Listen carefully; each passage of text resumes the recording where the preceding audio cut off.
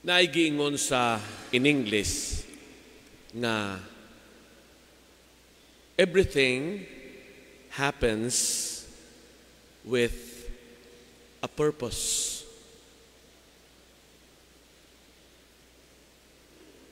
Ang tanan mahitabo gyud. Apan mahitabo ni sila nga diin kini adunay katuyuan. Dunay kahulugan. Mabaya nga dinhi karon sa ebanghelyo nga atong nadungog ang gospel narrative bitaw hanay kaayo nga kining maong mga panghitabo mupatan-aw nato pagbalik sa mga tanang gisulti ni Jesus. Una sa tanan, ang mga apostoles nangisda ug kini sila, they are professional fishermen. Apan nangisda sila sa tibuok gabii. Ug wa gyud sila'y nakuha. Unya, pagkabuntag na, pagkahayag na, si Jesus nagbarog dito sa lapyahan, ug mingon dahil nakakuha mo, wala gayod. Kana bang mga tubag nga disappointed? Apan mingon dahil si Jesus, itaktak ang inyong pukot dapit sa tuo ug makakuha kamo. Ug tinuod, amazingly, nakakuha sila ug daghan kay isda. 153 kabuok ang ilang nakuha. Mga dagko pag yung isda nga maglisod na gud sila bira sa pukot. Hapit na sila malunod tungod sa kadagang isda nga ilang nakuha. Ato lang sang putlon dinhi ang ato nga pagtan-aw sa gospel narrative. Mao baya ni makapahinumdum nato, no? Nga mingon dayon si Jesus ay, ako ang kahayag sa kalibutan. I am the light of the world. Kini bitong pagpangisda nining mga apostoles panahon sa kangit-ngit nga nagpasabot nga sila layo sa Dios. Wala ang Dios tungod kay diha sila sa kangit-ngit. Ug gani pagkabuntag na makahuluganon bitaw kaayo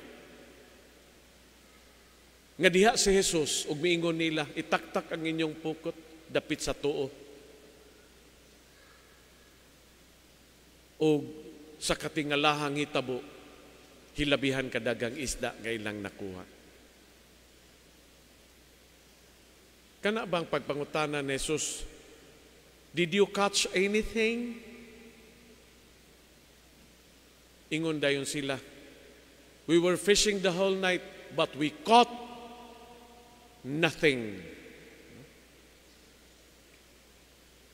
Mabaya sab nino makapahinumdum nato sa gisulti ni Jesus nga mingon dayon siya, ako ang punuan ug kamo ang mga sanga. Gawas kun ang sanga anaa sumpay sa punuan, dili makapamunga ang sanga. Sa ato pa, kun wa si Jesus, wa tay mahimo. Tingali ka maka-relate ta aning maong mga panghitabo kay makaingon ta, sige tag paningkamot. Pero ngano man nga daw wa magyud in taon mo asinso ang atong kinabuhi. Ug maubaya ni makapahinumdum nato nga basin baya wala kita masumpay sa punuan. Wala ang Dios dinhi sa atong pagpaningkamot, pagpanginabuhi. Nagsaligta sa atong kahanas, kalig-on, sa atong pagpaningkamot, pagpanginabuhi. But for nothing, nganuman, way panalangin sa Dios. Without God, we are nothing. Ug mao ni siya'y una nga bahin sa atong pagpamalandong. Ang ikaduha nga bahin sa atong pagpamalandong mao ni nga nakakuha sila og labihang daghanang isda ug wa gyud magisi ang ilang pukot. Nindot kini siyang bahina. Unsa may kahulugan ani? Ang kahulugan ani mao nga ang simbahan nga gipanguluhan ni Jesus, simbahan nga dili gyud mapuno sa katawhan. Usa ni siya kasimbahan ang iyang buhi nga lawas, and everybody is welcome. Ug gani mao ni makapahinumdum nato nga miingon dayon si Jesus usa nini kay gayon. Ayaw mo kaguol, salig mo sa Dios, ug salig usab kanako. Kay sa balay sa akong amahan, adunay daghang mga lawak. Ayaw mo kabalaka. Bisan unsa mo kadaghan, there is enough room for everybody. In my Father's house, there is enough room for everybody. Ani siya. Ug maubaya sad ni ang nindot kaayo bitaw kay karon let us go personal diha sa dialogue ni Jesus ug ni Simon Peter. Pero ato siyang tagaan ba nga kanang ang mga apostoles pag-abot nila sa lapyahan diha nay hinaling nga uling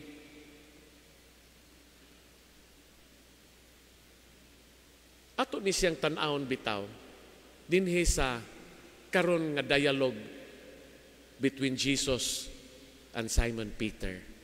Kining hinaling nga uling. Ug kung mobalik tan-aw ta, si Simon Pedro, samtang si Jesus was put in trial, diya say pinundok nga hinaling nga uling nga diin si Pedro ni adto didto aron magpainit pod siya. Didto siya kay tugnaw man tong gabiuna. Unya dunay niingon din niya, kauban man ka ana niya Ingon des Pedro. Wa oy, dili oy. Sunod na pod, dunay nakakita niya ingon nga,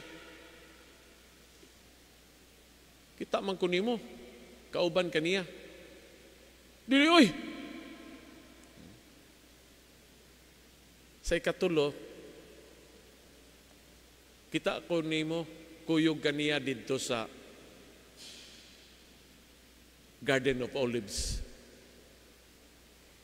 Ingon na siya, dili oy. Kini bitang mao nga hitabo, no? Ang senaryo bitaw nga diha sa kaning tinapok nga baga nga kana bang nagsiga, no? Karon naa say hinaling nga baga. Pero nindot lang kaayo. Kaniingon dayon si Jesus ngadto kang Pedro, Simon, gigugma mo ba ako? Do you love me? Yes, Lord. Ug ningon dayon si Jesus, feed my lambs.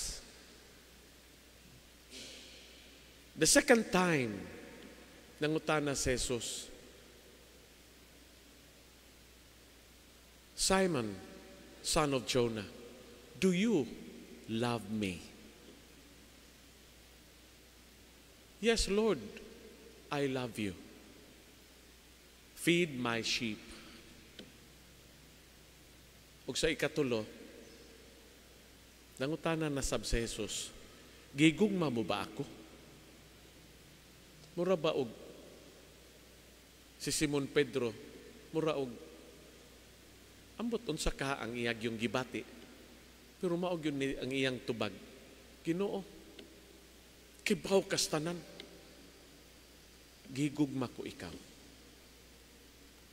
Kung nato bitaw ning tan-aw ng duha ka hitabo, makaingon tingali ta, mao tong gipangutana to si Simon Pedro ni Jesus. Kay gilimod manggod si Jesus ni Pedro sa makatulo. Apan baya dinhi wa gyud moingon si Jesus, lain na nimo droy, di man kamo angkon nako, wala gyud. But Jesus here was speaking about love and loving. Ug unsa man ning bunga sa loving, unsa may bunga sa love, feed my lambs, feed my sheep. Mission. Makaigsunan kung nato tingali ning tawhanon nga, no? Tinawhanon nga pagtan-aw. Kaha si Jesus wala gyud mo sukmat ni Simon Pedro tungod sa iyang paglimod diha kang Jesus. Apan sayod yun si Jesus nga tungod sa mga panghitabo, tingali kaha, Simon Peter was overwhelmed with fear. Ug ang iya di ay nga paglimod kang Jesus was only to defend himself. Apan sa tinuoray di ay diha ang iyang gugma kang Jesus. Mao gani nga with the symbolism diha sa pagtuktugaok sa manok, nagbakho si Simon Pedro. Iyang gimahayan nganong gibuhat man to nako. Ug maubaya ni karon, no? Nga kana bitang karon si Jesus in a very personal way. Nangutana kang Pedro, do you love me? Ginoo, kay baw kas tanan, kay baw ka nga gihigugma ko ikaw. Makaigsuunan, kung ato baya ning i-relate sa dinhi sa ato bitawng kinabuhi, daghan baya kayong mga higayon ba nga madason bitaw ta sa mga bisan unsa na lang nga mga buhat nga ikahuman ani magmahay ta. Kanong ako man tong gibuhat? Kini siya magpasabot lamang bitaw nga ang atong gugma ngadto sa Dios naa kanunay, pero madason lang ta sa mga naglaing mga sirkumstansya sa atong kinabuhi. Apan maog yun ni ang gipalanog ni Jesus dinhi sa matag usa kanato. Ang iyang pangutana, do you love me? Ug kanindot unta ba in our resolve kita mohimo og lakang sa pagmatuod nga ang Dios mao'y atong gihigugma, dili ang mga butang nga atong pangandoy nga atong maangkon niining kalibutan. Kay bawta nga ang Dios mao'y gipalabi nato sa atong kinabuhi. But oftentimes kita madason sa kakusog sa panaw nining kinabuhi. Ug tungod kay wala kay tay igo nga panahon for God, we forget Him in circumstances where we are being put in a quandary. Ingon ani siya nga mga kaygayunan ba? Apan hinaot pa unta ba? Nga diha bitaw sa ato nga mga pagmahay, diha sa atong pagkaamgo nga pagkasayop di ay sa akong gibuhat. Motubo unta ta. Ug madungog sab nato ang hagit ni Jesus alang nato. Sunod nako. Follow me. Manginaot ta nga dinhi niining maong Dominguha, something good nga maabot dinhi sa atong kinabuhi. Nga kana bang mga kaamguhan ba nga for so many times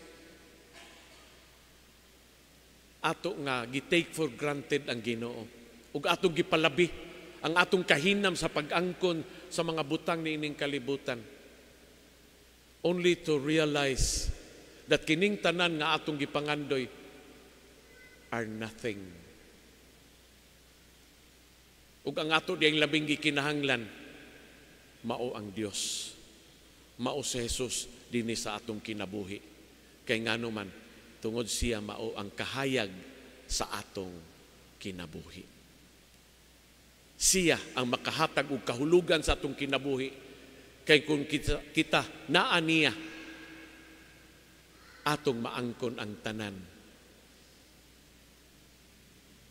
we can have everything. Kung kita naa sa kanunay uban ni Jesus. Busa manghinaota nga diha sa panaw sa atong kinabuhi, ang mga little realizations that will happen, makaingon ta, everything that happens in this world has a purpose. Amen.